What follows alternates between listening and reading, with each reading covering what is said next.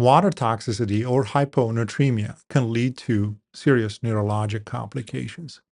Today, we'll talk about how different solutions can affect your body fluid compartments and how your kidneys help you restore balance. My name is Sevag Demirjian, and welcome to Kidney Guide. Let's talk about the water in you. Up to 60% of the human adult body is water. The percentage will vary depending on age, gender, fat content, and other factors. Water resides in two main compartments, intracellular and extracellular. These two compartments are in osmotic equilibrium because cell membranes in the body are freely permeable to water. Sodium salts is the most important determinant of extracellular volume, where sodium content is tightly maintained by your kidneys. In a 70-kilogram male, 60% of body weight is water, with 1/3 in the extracellular compartment.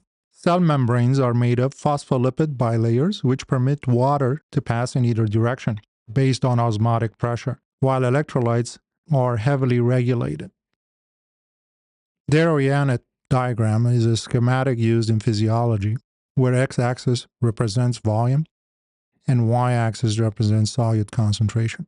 As volume is added to a compartment, the box will get bigger on the x-axis, whereas the sodium concentration changes will be reflected by the changes in the level of the balls within the box, rather than the height of the box itself, which is a variation from the original dy diagram.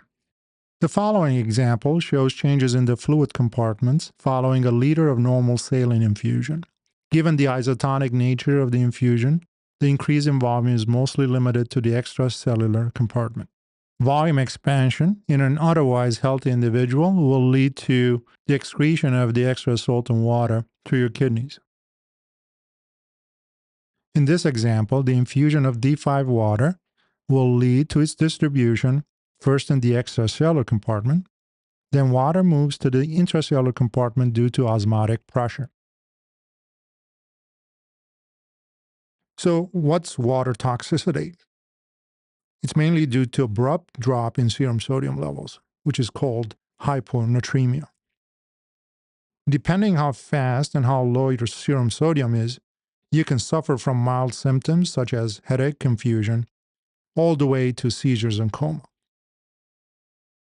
Best way to think about hyponatremia is in terms of water excess. In our example, in 42 liters of body water, there is 5,880 millimoles of sodium, which when put together equal to serum sodium concentration of 140 millimoles per liter.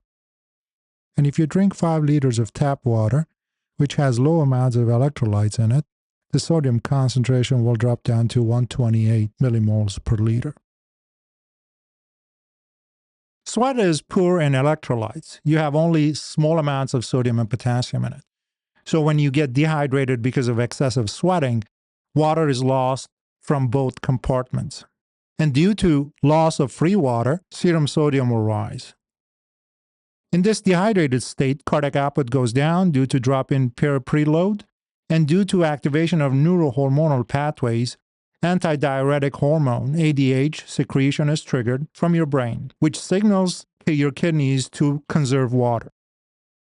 If one drinks more water than one needs, your kidneys are able to excrete that extra water to the tune of 1 liter per hour. So it's very hard to develop hyponatremia if your kidneys are in good functioning status and your ADH is appropriately shut off. It's still hot and sunny outside, and you get dehydrated due to excessive sweating. And again, you're able to restore balance by drinking water, but you overestimate the amount of fluid loss due to sweating, and you drink much more than you've needed. Now, in this case, you're running a marathon, and your ADH is released due to heightened sympathetic state, which actually shuts down your kidneys from excreting that extra water. And what happens is you develop acute hyponatremia. Another common presentation of hyponatremia is in folks who suffer from heart failure, where due to poor cardiac output, blood flow to your kidneys is compromised, which triggers, among other things, ADH secretion. In this setup, if one drinks water in excess, it will lead to progressive drop in serum sodium, which will persist due to the inability of your kidneys to excrete the extra water in the presence of high ADH. Hope you enjoyed the presentation.